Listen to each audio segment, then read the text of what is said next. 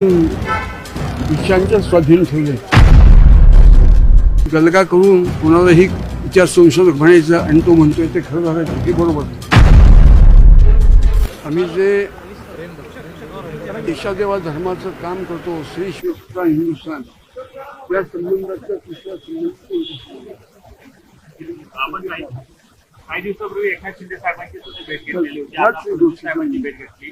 कोणत्या विषयावर चर्चा झालेली काय सांगाल? ते विषय देश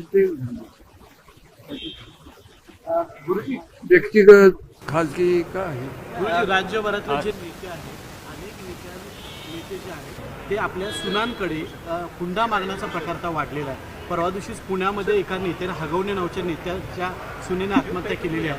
कसं एकूण राज्यकर्त्यांना तुम्ही या निमित्तानं सांगाल? हुंडा मागणं योग्य आहे अयोग्य आहे? ही देशाला कलंक असलेली गोष्ट आहे. ही गोष्ट सगळ्या प्रकारचं व्यावहारिक वापरून नामशेष केली पाहिजे. पण ते करत असताना राजकारण करता कामा नये याची काळजी.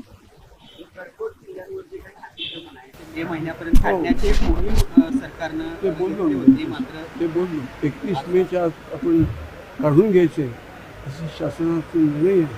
त्याची कार्यवाही व्हावी त्याच्याबद्दल आवर्जून बोलू. 6 जूनला रायगडावर राज्याभिषेक होतोय, पण वाघ्या कुत्र्याचा मुद्दा पुन्हा समोर येतोय. ते काढावा अशा प्रकारची मागणी आहे. काय सांगाल तुम्ही? ते कुत्रं काढता कामा नये. कुत्र्याचा पुतळा काढता कामा नये. तो राजकारणाचा विषय करता कामा नये. आणि तिथीप्रमाणे आपण 6 जूनला करण्याची पद्धत एकदम नामशेष केली पाहिजे. आपण अजूनही 76 वर्ष झाली तरीसुद्धा आपलं मानसिक सगळं अधिष्ठान अजून ब्रिटिशांच्या स्वाधीन ठेवले.